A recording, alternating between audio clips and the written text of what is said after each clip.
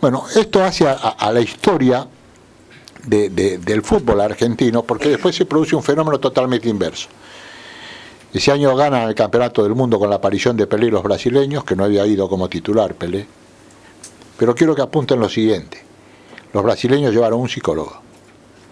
Hoy se discute la psicología en el deporte, hoy se discute, y los argentinos rechazan a los psicólogos. Porque si llegan a tener un psicólogo en un equipo de fútbol, y el psicólogo se sienta y ese día pierde, mejor que no aparezca nunca más, porque los jugadores lo matan. Entonces, porque mufa, porque viene este tipo y perdemos. No. Después, porque es el que le va a contar las cosas a los dirigentes. Si yo le digo al psicólogo, tengo este problema, el psicólogo va y le dice al dirigente, entonces el dirigente me saca, o el técnico me saca.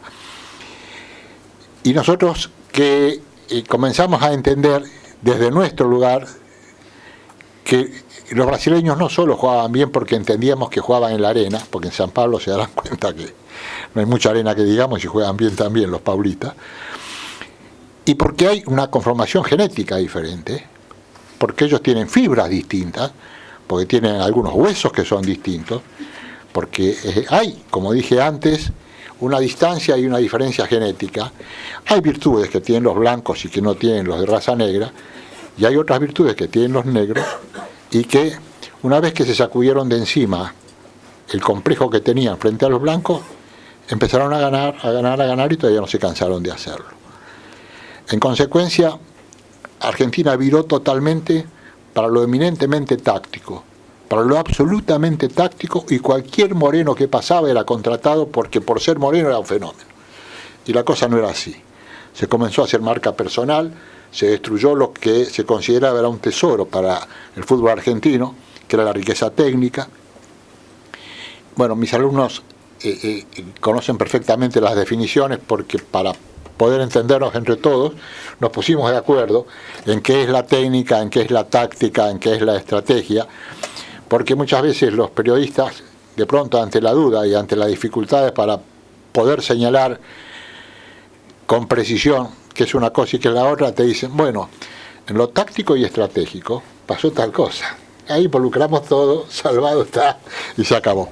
Pero preferiría que me vayas orientando y que ahora señales el camino para donde quieren que... Sí, ahora vamos a ir a todo un desarrollo táctico y con imágenes de los mundiales que trae preparado Enrique, pero yo me quería detener en preguntarle un segundo esto. Es evidente que en el 58... la prensa estaba mal informada, porque también la prensa creía que era ese seleccionado el mejor del mundo, ¿no? O sea que la prensa desinformó, orientó mal, informó mal. ¿Cuántas veces más ha pasado eso, Enrique, en la historia de los mundiales con la Argentina, que la prensa orientó mal o informó mal? ¿Y cuánto la prensa aprendió de estos procesos, podríamos decir, para usar una palabra psicologista, traumáticos, ¿no? Sí, y yo creo que muchas veces la prensa informó mal, pero por propio desconocimiento y no por mala intención. Y había un concepto diferente. El que hacía más periodismo, y particularmente periodismo deportivo, estaba mucho más cerca de la riqueza dialéctica que del conocimiento técnico del deporte. No se metía dentro de la cancha. Por ejemplo, grandes relatores, como Fioravanti, de pronto exageraba la sinonimia. Y uno dice, quería demostrar que tenía tanta riqueza en su vocabulario. Enzo Arrigó, que debe haber sido uno de los mejores comentaristas radiales, por distintas razones. En primer lugar, era director de una revista de espectáculos.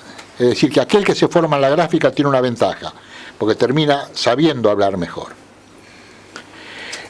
Y aparte de saber expresarse muy bien, tenía un tono de voz especial. Entonces, como tenía que contar cosas, las contaba muy bien y con contundencia. Estamos hablando de una época sin televisión, porque hoy ustedes se van a encontrar con un fenómeno. Se han acostumbrado tanto los relatores modernos a trabajar a través de lo que se llama off-tube, es decir, a trabajar a través de observar un monitor y hacer el relato, que cuando hacen radio se olvidan de decirte por dónde están. Y cuando hace televisión te están marcando a dónde están. cuando es innecesario, porque vos lo estás viendo. Te dicen que pasó por arriba, que pasó por la derecha, que se fue por el costado, y si vos lo ves que te pasó por ahí. Lo que pasa es que nosotros, los argentinos, le escapamos a un modelo europeo, que era el que señalaba, para nuestra pasión volcada en el fútbol, era exageradamente frío. Señalaba nada más que a quienes llevaban la pelota o alguna circunstancia más daba esa referencia, pero no daba otra. Entonces, eran periodistas más cerca del escritor que del conocimiento técnico del deporte que tenían que comentar. Esto fue cambiando. La aparición el satélite recién aparece en el 70.